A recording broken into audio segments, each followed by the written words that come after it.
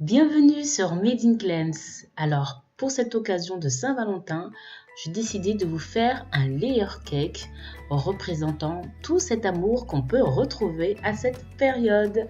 Alors, c'est une génoise très simple et légère que je vous présente ici. C'est parti pour cette jolie recette. Alors, d'abord, n'oubliez surtout pas de vous abonner à la chaîne et aux réseaux sociaux. Et ensuite, vous savez très bien que cette recette est sur le blog madeincleanse.fr. Alors, c'est parti pour la recette. Il vous faut d'abord du lait Ribot ou de la crème fraîche. Je vous montre tout ça dans le blog où je vous donne toutes les alternatives pour cette recette. Du lait entier, du blanc d'œuf. Alors, le blanc d'œuf va permettre de garder la blancheur de la génoise. Ensuite, de l'huile. Et vous mélangez tout ça. Vous savez, les recettes américaines sont toujours de cette façon. On procède d'abord au liquide et ensuite au produit sec. Ici, nous allons mettre la farine. Ensuite, le sucre. Et la levure. Mélangez cela, alors avec une cuillère en bois ou une maryse ou même le fouet, peu importe, c'est juste pour que ça s'amalgame bien dedans.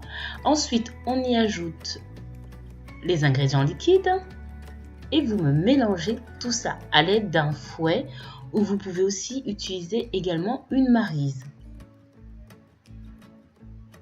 Et lorsque la pâte est bien homogène, c'est ce qu'on préfère à ce moment-là, on va la mettre dans les moules et qui passe au four pendant une trentaine de minutes à 180 degrés.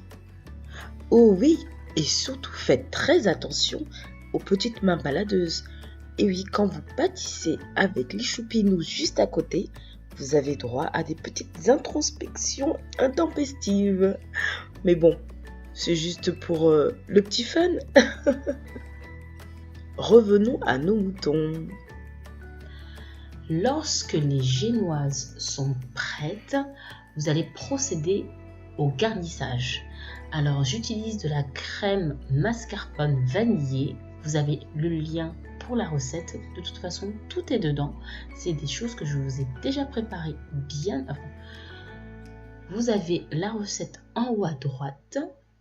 Et oui, une bonne crème vanillée, on aime ça. Alors, je procède au pochage du garnissage.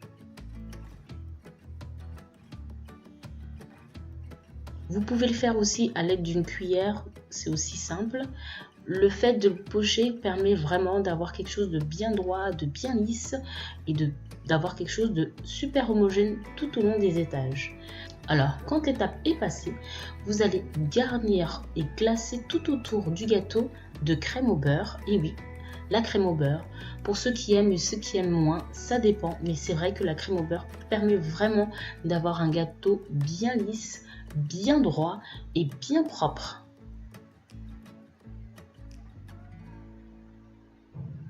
Alors ici, on va juste mettre rapidement de la crème pour enlever toutes les miettes qu'il pourrait y avoir à cause de la génoise. Et on va mettre ensuite cela au frais. Et quand ça a bien refroidi au frais au frigo, vous allez procéder à l'étape du glaçage.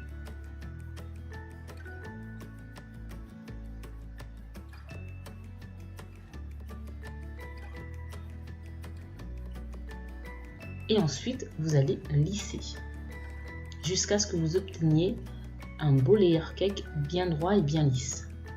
Alors, vous passez cette étape encore pour le mettre au frais, une bonne petite heure. Et ensuite, et oui, des petits décors. Alors, vous pouvez choisir des décors qui vous conviennent. Vous n'êtes pas obligé de prendre les vermicelles. Ici, c'est des vermicelles roses dégradées de couleur. Mais vous pouvez prendre toute autre chose ou même mettre un autre glaçage. C'est comme vous voulez. Ensuite, on va pocher la petite décoration du sommet du gâteau à l'aide de cette douille. J'aime trop cette douille. Elle fait des petits pochons trop mignons. Alors, vous les mettez au fur et à mesure. Vous essayez de les faire assez haut pour donner encore plus de volume au gâteau.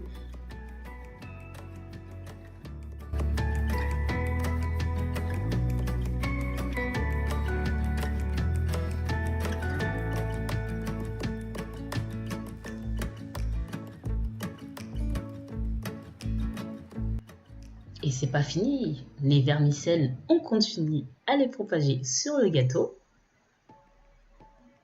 Ça donne encore plus de vie à ce joli gâteau. Et une petite touche, bah oui, pour la Saint-Valentin, il faut bien ajouter quelque chose. Un petit cœur pour le faire le petit rappel au cas où on n'aurait pas compris. Alors, j'ai mis un peu de pâte à sucre que j'ai imbibé de crème au beurre où j'ai collé les vermicelles au-dessus. Alors, ça tombe un petit peu, mais ce n'est pas grave, le reste tient bien.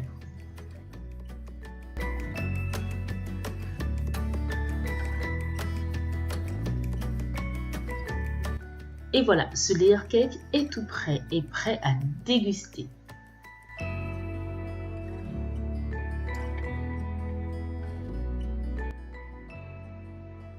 On passe à l'étape qu'on préfère, hein?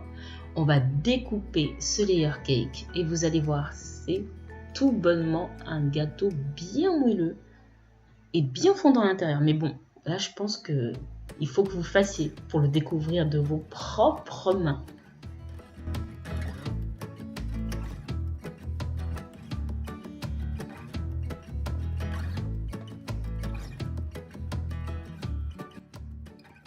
Et je vous dis à bientôt pour de nouvelles recettes. Et pensez à vous abonner à la chaîne et aux réseaux sociaux.